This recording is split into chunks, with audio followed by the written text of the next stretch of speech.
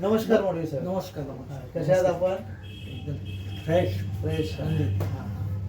मी आज खास तुम्हाला यासाठी बोलवलं होतं की मिसेस मडवींची आपण ट्रीटमेंट केली.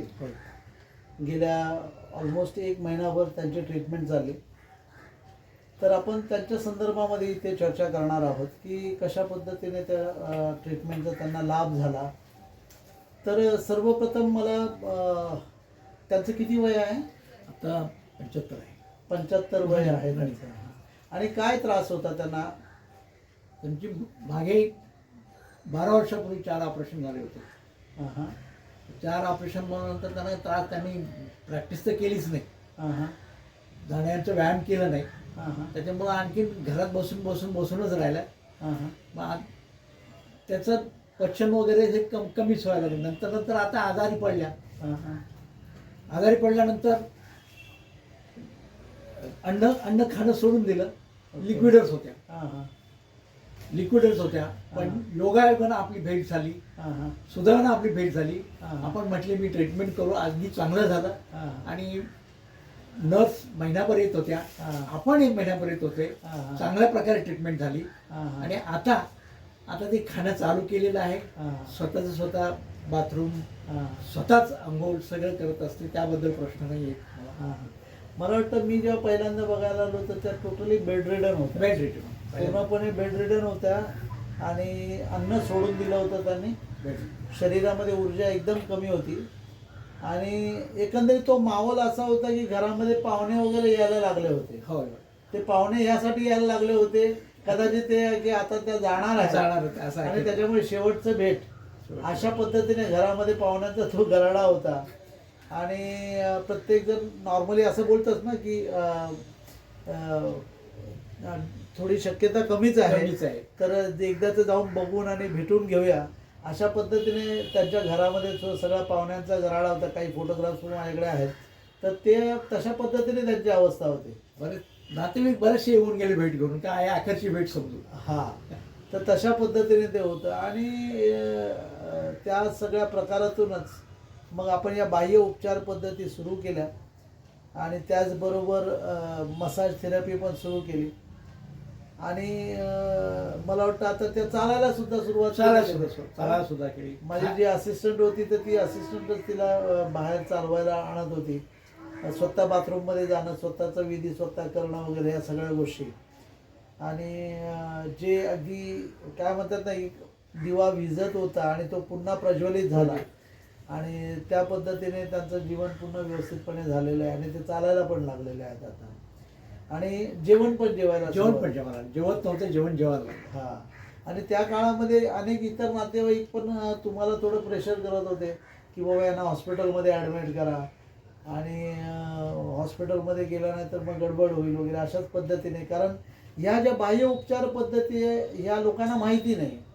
म्हणजे तो असा भाग होता की जे काही लोक तुम्हाला ते सल्ले देत होते तर त्यांना याबद्दल काहीच माहिती नव्हतं.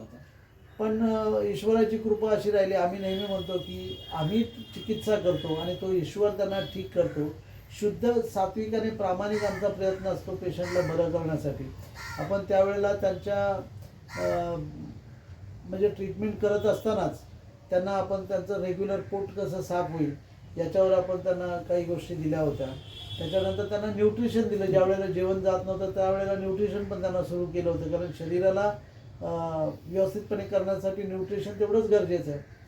तर तशा पद्धतीने आपण त्यांना न्यूट्रिशन पण दिलं. आणि त्याचबरोबर मसाज थेरपी आणि बाह्य उपचार पद्धती टेन्स जी आमची इलेक्ट्रिक स्टिम्युलेशन थेरपी जी मेन आहे तर ती पण आपण त्यांना द्यायला सुरुवात केली. आणि फार सुंदर त्याचे रिझल्ट आले.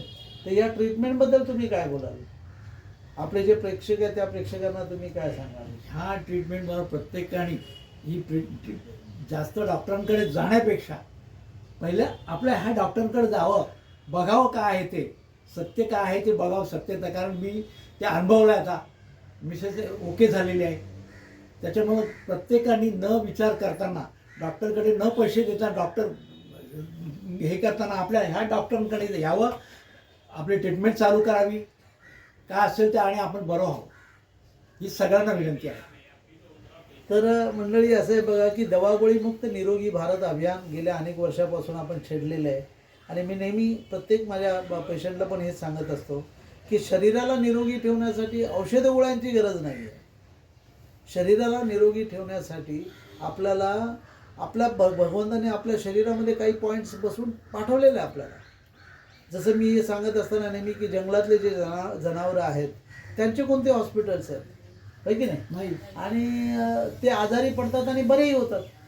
मग माणसालाच एवढी का गरज पडावी औषध गोळ्यांची? त्याचं कारण हे आहे की गेल्या 50 वर्षापासून औषध गोळ्यांचा जो मारा आपल्या डोक्यावर केलेला आहे त्याच्यामुळे औषधं खाल्ल्याशिवाय आपण जगू शकत नाही अशा पद्धतीची एक मानसिकता झालेली आहे. म्हणजे मी तुम्हाला सांगतो ना की मी असे काही पेशंट पण पाहिलेले आहेत जे डायबिटीजच्या गोळ्या त्यांच्या चालू आहेत आणि दुपारी त्यांच्या लक्षात येतं की अरे बापरे, मी डायबिटीजची गोळी सकाळची विसरलोय. या टेन्शनने त्याचं दुपारी डायबिटीज वाढून गेलेलं आहे. तर अशा पद्धतीने तर या औषध गोळ्यांचे जास्त आहारी न जाता बाह्य उपचार पद्धतीचा तुम्ही एकदा अनुभव घ्या. आणि आज तुमच्या समोरच मिसेस मडवी ज्या हे स्पेशली पनवेलहून आलेले आहेत आणि होम विजिट पनवेलला आपण ऑलमोस्ट महिनाभर त्यांना दिलेली आहे.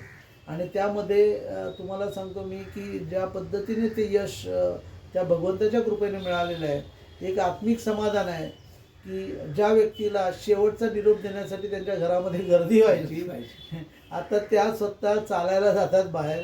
छानपैकी जेवण त्यांनी सुरू केलेलं आहे. एक आनंदाची बातमी पण त्यांनी सांगितली आपल्याला.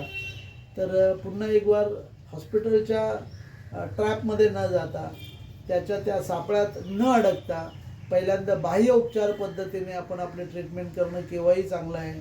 आणि फार महत्त्वाचं म्हणजे हॉस्पिटलमध्ये जे काही तुमचं बिल होणार आहे त्याच्या 10% सुद्धा या ट्रीटमेंटचा खर्च नाही आहे. तर ही बाह्य उपचार पद्धती अगदी प्रत्येकाने समजून घेणं खूप गरजेचं आहे. कारण जसं नेहमी सांगतो की ईश्वराने सगळ्या गोष्टी आपल्या शरीरामध्ये फिट करून पाठवलेल्या आहे. फक्त आपल्याला माहिती पाहिजे की कोणतं बटन दाबल्यानंतर कुठे आपल्याला आराम पडणार आहे. आणि तोच आमचा डीपली अभ्यास आहे. तर मडवी साहेब, तुम्ही इथे आलात आणि आम्हाला तुमचा जो अभिप्राय दिलात, माझ्या जे नवीन जी लोक आहेत किंवा याचे चॅनलचे जे प्रेक्षक आहेत त्यांच्यासाठी एक वेगळी माहिती तुम्ही लोकांपुढे आणण्यासाठी एवढ्या लांबून पनवेलवरून तुम्ही आलात, त्याबद्दल तुमचे खूप खूप आभार. आपले पण आभार, धन्यवाद. धन्यवाद. थँक्यू. हे लोकांपर्यंत पोचायलाच हवं. थँक्यू.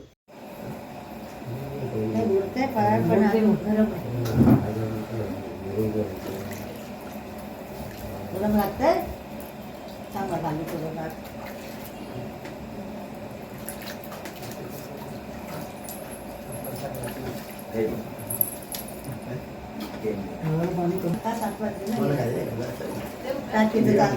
चालू करा. नाही बस झाला. मावशीला कसा वाटला कार्यक्रम? उद्या वेळेला असेल ते ना त्याला अजून चांगल्या पद्धतीने म्हणजे आपण काय थोडं थोडं पाय बुडवत राहा माऊली. उडवून ठेवा. थोडं थोडं हळूहळू ना, तुला जेवढं सण होईल तेवढं बुडव पण.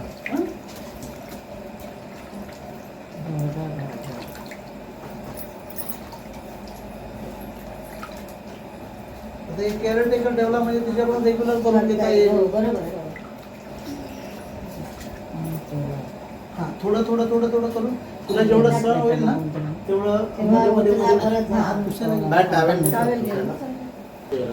तेराला 2013ला सर्वायकलला त्यांना एक नस दबली गेली. हा, तर त्याच्यात ती नस दबली गेली. आता तुम्हाला सांगतो ह्याच पद्धतीचं माझ्याकडे एक पेशंट होतं सुमित गुप्ता म्हणून. यांचा सर्वायकलचा होता आणि त्याचा L4 L5चा प्रॉब्लेम होता. 4 डॉक्टर दाखवून झाले, CT स्कॅन MRI एक्सरे काढून झाला, 20,000 रुपये खर्च झाला, दुखणं तिकडच्या तिकडेच. हा 26 वर्षाचा मुलगा, त्याचं मोबाईलचं दुकान होतं, त्याचं बसून काम करायला लागायचं त्याच्या. फक्त दुखणं एवढं वाढलं होतं की त्यांनी मोबाईलचं दुकान बंद केलं आणि तो टोटली बेडरिडन, त्याला बाथरूमला सुद्धा बसता येत नव्हतं, खूप परेशान. आणि आईला रामेश्वरमला जायचं होतं दर्शनाला, दुसऱ्या ग्रुपमधून चालली होती ती. पण एकुलता एक मुलगा अंथरुणावर पडल्यामुळे ती काही तिकडे जाण्याच्या मनस्थितीत नव्हती. ज्या दिवशी तिने सांगणार फोन करून किंवा मी येत नाही, कारण परवा जाणार होते, मी आज रात्री तिला सांगणार की मी येणार नाही म्हणून, त्या दिवशी दुपारी मला तिने बोलवलं 4-5च्या दरम्यान. मी गेलो, माझे सगळे जे मशीन्स घेऊन गेलो, मी त्याची ट्रीटमेंट केली. आणि पहिल्याच ट्रीटमेंटमध्ये त्याच्या अगोदरचं सांगायचं झालं की हे 4 डॉक्टर दाखवून झाले ना, तर एका डॉक्टरने सांगितलं 40,000 रुपयाचं एक इंजेक्शन, असे 4 इंजेक्शन्स कमरेत द्यावे लागेल आणि त्याने बरा नाही झालं तर ऑपरेशन करावं लागेल. या मुलाला जेव्हा मी 4-4:30ला जाऊन मी ट्रीटमेंट केली, एक अर्धा पाऊण तासाची ट्रीटमेंट केली. पहिल्याच ट्रीटमेंटमध्ये त्याचं दुखणं 70% त्याला आराम आला पहिल्या ट्रीटमेंटमध्ये. तर तो मला सांगायला लागला की अंकल म्हणजे बहुत आराम आहे. तो पहिला तिथून उठला ना तर तो पहिला टॉयलेटमध्ये जाऊन बसला. इंडियन पद्धतीचं टॉयलेट होतं, तिथे त्याला बसायला त्रास व्हायचा. तो पहिलं तिथे आतमध्ये घुसून तो बसून बघितलं की मला बसता येते की नाही. आणि जेव्हा त्याला बसायला येते असं वाटलं तो एकदम आनंदात बाहेर आला. आईला सांगायला लागला की मम्मी एकदम अच्छा लग रहा है मुझे, अभी दर्द नहीं है मेरे शरीर में. तर मी त्याला विचारलं की किती टक्के फरक आहे. तर म्हणे 70%. म्हटलं मला खुश करण्यासाठी मी काही सांगत नाही. नाही अंकल सच्ची में दर्द नहीं है मेरा. मग त्याच्या आईला मी काय सांगितलं की आता तू रामेश्वरमचं दर्शन करून घे, कारण रामेश्वरमनी मला नियुक्त केलेलं आहे ही काळजी घेण्यासाठी. मी शेवटच्या मुमेंटला का तिला आठवलं, 15 दिवसात नाही आठवलं, पण जेव्हा ट्रिप कॅन्सल करायची पाळी आली तेव्हा भगवंताने तिला प्रेरणा दिली की या डॉक्टरला बोलवावं आपण. मी माझे दोन्ही नंबर दिले. म्हटलं माझं घर तुझ्या घरापासून केवळ 10 मिनिटाच्या अंतरावर आहे. या मुलाची जबाबदारी माझी. तू रामेश्वरमचं दर्शन घेऊन येईपर्यंत याला काही होऊ देणार नाही. आणि तुम्हाला सगळ्यांना सांगायला मला आवडेल की ती रामेश्वरम पासून परत येईपर्यंत 7 ट्रीटमेंटमध्ये तो मुलगा पूर्णपणे बरा झाला. ही त्या भगवंताची कृपा आहे. मी फक्त ट्रीटमेंट केली. कळलं की नाही. मी नेहमी म्हणतो की मी ट्रीटमेंट करतो नाही, बरं करण्याचं काम मी त्याच्यावर सोपवतो. कारण ट्रीटमेंट करण्याच्या अगोदर त्याला सांगतो मी की हे मी करतोय हे तुझ्या भरोशावर करतोय, मी कोण करणार. कळलं की नाही. आणि तो त्यावेळेला बरोबर सांभाळून घेतो, कारण मी म्हणतो की तू आपली तुझी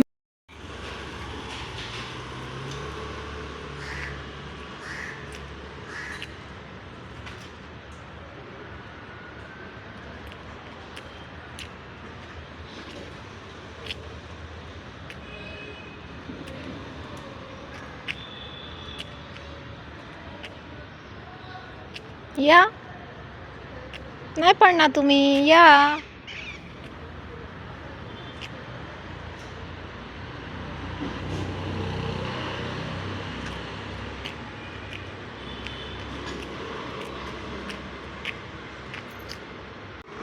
नाही पडणार या.